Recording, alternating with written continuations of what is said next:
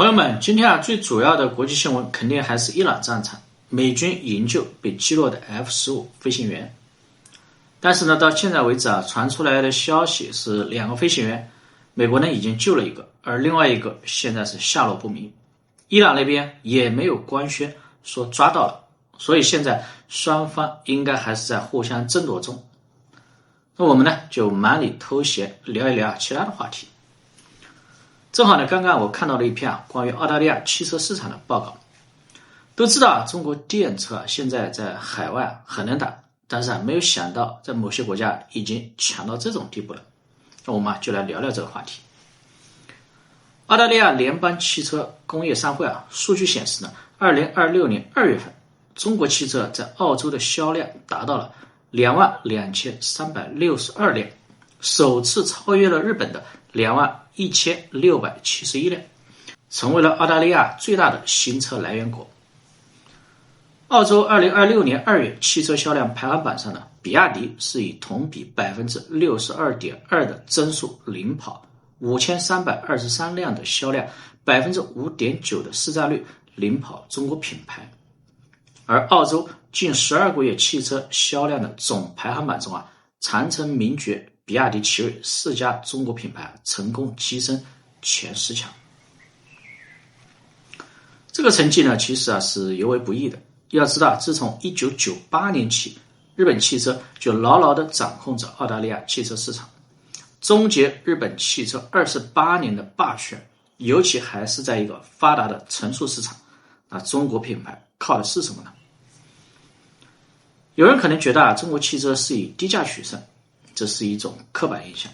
准确的说，中国汽车走的是同价高配的路线。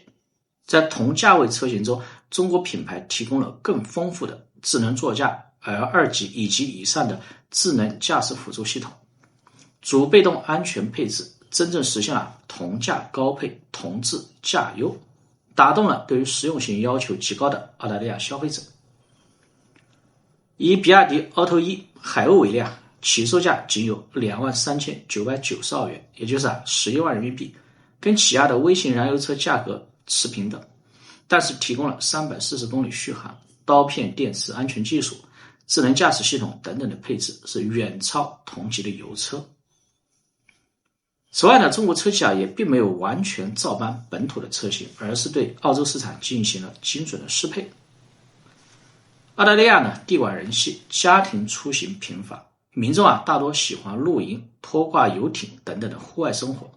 那针对这个特点，比亚迪推出了夏克6皮卡，提供2500公斤牵引力，支持户外饭店，完美适配澳洲人的生活方式。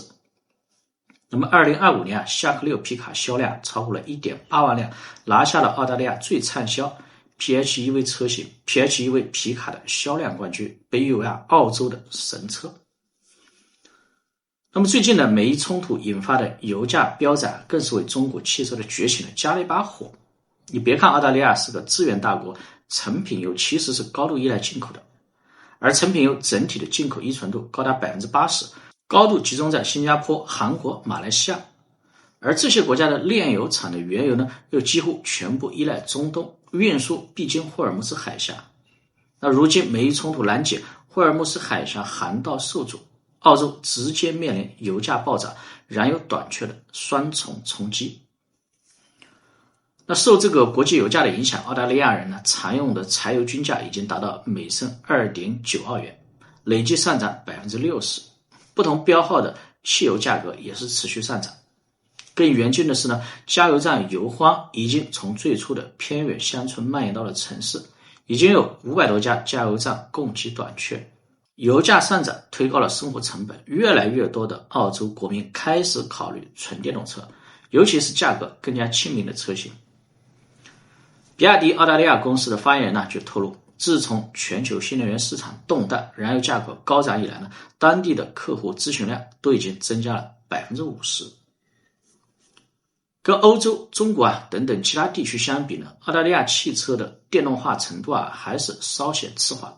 那这一次全球能源市场动荡，其实也是在倒逼其加速转型，也为中国汽车崛起提供了千载难遇的机遇。有趣的是呢，其实你回看历史，你会发现啊，日本车企当年的崛起，也正是抓住了上个世纪70、80年代的全球能源危机。当时呢，国际油价飙升，而美系的大马力油老虎车企啊，因为油耗过高备受诟病。那日本汽车就凭借着省油、耐用、性价比高的优势，迅速获得了澳洲消费者的青睐，直到1998年彻底奠定霸主地位。如今呢，油价暴涨，反而呢又让澳洲乃至全球的消费者再次面临用车成本飙升的困境。那只是这一次时代机遇的天平啊，彻底倒向了中国汽车。A great crisis can be a great opportunity, and the global oil crisis has provided a huge opportunity for one of China's fastest growing industries, electric vehicles. As fuel prices soar, many Australians are thinking, is it time for the big switch?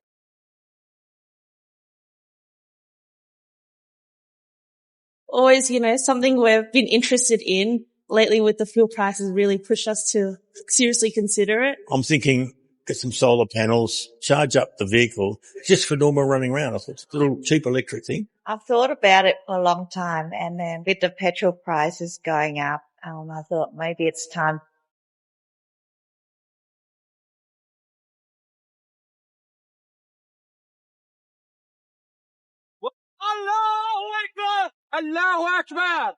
Iran's blockade of the Strait of Hormuz has caused global crude oil prices to skyrocket past $110 a barrel, and it could get worse. Experts are bracing for $150, while Tehran has warned prices could hit a staggering $200 if the conflict drags on. And that could accelerate the shift towards electric vehicles.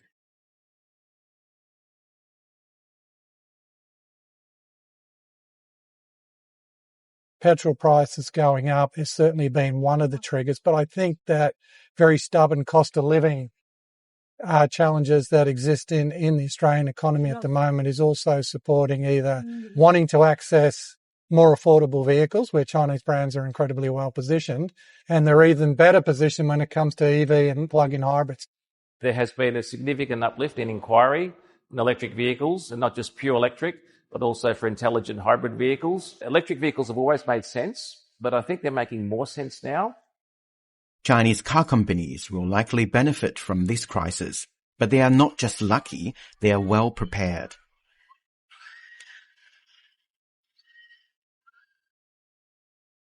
For years, China has been investing heavily in its EV industry, subsidizing highly interrelated supply chains. And now the advantage is being exported overseas.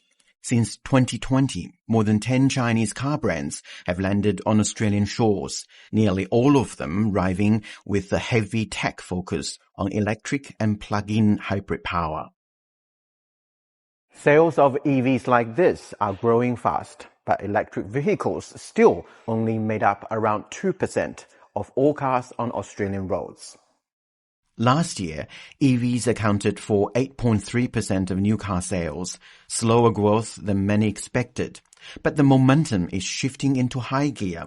In February this year, EVs reached a record 11.8% market share. And for the first time in nearly 30 years, China knocked Japan off the top spot as Australia's primary source of new cars. 4 Chinese brands now sit among the country's top 10 sellers. Chinese brands are incredibly well positioned, and they're even better positioned when it comes to EV and plug-in hybrids. So I think it's a real opportunity for brands like ourselves. In China, nearly half of all new cars sold are already electric. Now the country is pushing even further. A new EVs to the countryside plan aims to have half of rural China driving electric by 2030. The China market has been the number one passenger vehicle market in the world since 2009. The speed at which they roll out new features and new technology is mind-boggling, and it's something that the legacy automakers can't keep up with. While Chinese companies are thinking big and bold, things are tough at home, competition's fierce. A brutal price war and tighter margins are pushing car makers to look overseas for growth. Because Australia is a free market with minimal tariffs and no local car manufacturing to protect, we've become one of the world's ultimate EV testing grounds. But there are still many challenges if they want to conquer the market. Some consumers still have serious doubts about range, security and servicing, and the Australian government has warned new entrants not to cut corners and meet community standards. To sustain growth, companies are now racing to develop the best technology. 从10%冲到70%，只用了5分钟就能冲好；从70%冲到97%，只用了9分钟就能充饱。真正实现了充电和加油一样快。And the second generation blade battery is just going to continue the innovation and continue the benefits for the customer, the flash charging capability that they will bring, but no timing yet for Australia because we just need to make sure that we're ready for it.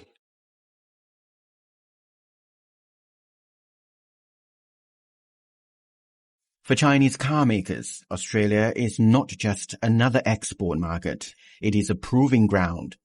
But some drivers are already convinced. For them, the question is not if, but when they buy an EV. BYD, the Chinese EV behemoth, has sold out of cars in New Zealand, one of the country's top EV brands. They do look good, don't they? Petrol prices making them look a whole lot sexier to buyers, though. As revealed by the Herald senior business writer Chris Keel, 1,033 new or New Zealand new electric vehicles were registered in New Zealand last week. That is the biggest week since the end of the Clean Car Discount. Joining us this morning, Kirsten Corson, Drive Electric Chair. Kirsten, good morning. Good morning, Ryan. Thanks for having me. Great day to be an EV manufacturer or retailer. It sure is. It shows Kiwis are doing their numbers, which is great. If you think driving a petrol car's $20 per 100 kilometres you travel and driving an EV off peak's $3, they're clearly doing their sums. How's stock? Stock is still strong across most brands, which is great. Yeah. So, I mean, BYD's obviously, well, apparently we're hearing sold out in New Zealand at least. But there are lots of other brands out there. What are the other more common ones that people go for? We're seeing new brands come in like Geely and Zeekr, and MG's had a really strong month, which is great. The other piece that we're seeing in the stats that have come through is people are moving to pure electric vehicles. So those are the battery electric vehicles. Those numbers are a lot stronger than the PHEVs, which have got the plug as well as a petrol engine in them as well. So we're seeing that shift in the market over the last month as well. If we kept this pace up, how long before we would get to, I think Jacinda Ardern had a target of 30%, whereas at something like 2% of our vehicle fleet is EV. How long would it take us to get there? It takes a really long time. If you think of Norway, that have had the most progressive EV policies globally, and they started in 1990, and 96% of their new car sales were electric in December 25, but yet only 32% of their total fleet is electric. So it takes a really long time. And another really interesting one is Ethiopia. Who would have thought Ethiopia, 60% of their new car sales are electric, but yet only 8% of their total fleet is electric. So there's some other countries around the world doing a spectacular effort, particularly those with homegrown renewable energy. Yeah, Ethiopia is a bit random. How many? Well, I mean, presumably not everybody is commuting by car in Ethiopia. It might be more businesses and government buying them. I don't know. But Norway, interesting nonetheless. So anything else to add? I mean, other than the fact that we're buying more of these things, it's got to be good. Government's putting more charges in. I mean, what more do you want, Kirsten? Oh, there's certainly some other policies we could look at. If you look at the Australian market, they've got a FBT exemption on electric vehicles. We'd like to see that for the light fleet and for charging infrastructure. And they also have novated leasing, which makes it more attractive to move to electric vehicles for novated leases. We also need to support our commercial and our heavy transport sector, so looking to adjust the RUC rates because the government did create a penalty for a plug moving EVs to the same level as diesel vehicles. We'd like to see that. PHEVs and pure EVs both sitting at 36 cents. So there's a couple more things we can do. And when you think about it, we've got a homegrown advantage. We're 86% renewable energy in this country. And, you know, the sun, the wind and geothermal is not going to get stuck on the back of a ship in the Strait of Hormuz. This really makes sense for this country. Yeah, but then if we all had EVs, there'd be way more pressure on the system, wouldn't there, Kirsten? Yeah, ECA talks about if we were to go 100% electric, and think we're at 2% at the moment, so we've got a little way to go before we get to 100%, we would see a 20% increase in demand on electricity. However, we've got to appreciate that these EVs are part of the solution. These are batteries on wheels. We're moving to a place where these EVs are going to be powering your home, powering your businesses. And there's some fabulous studies that's been done last year on that, just showing something like an average car, an average EV will put $2,000 worth of value back into the grid each year. So it's a circular, renewable, exciting opportunity for this country, which decreases our dependence on importing fossil fuel. Amid rising fuel prices, more drivers are making the shift to electric. And for the country's top EV brand, BYD, the future isn't coming. It's already here. Our mobility correspondent, G. Baroga, has the details. Panic buying is real. That's according to a social media post by BYD Cars Philippines Managing Director Bob Palanca, as fuel prices keep going up and more Filipinos look at electrified vehicles as a real option. In 2025, BYD sold over 26,000 units in the Philippines, a 446% jump year-on-year, making it the country's top-selling EV brand and its, quote, strongest performance yet. Palanca also says more buyers are now choosing BYD over legacy brands. So with this momentum, is this what he meant during the BYD Southern Luzon Challenge? Electric is not the future. It is now. EVs are ready. Electrified mobility is now available.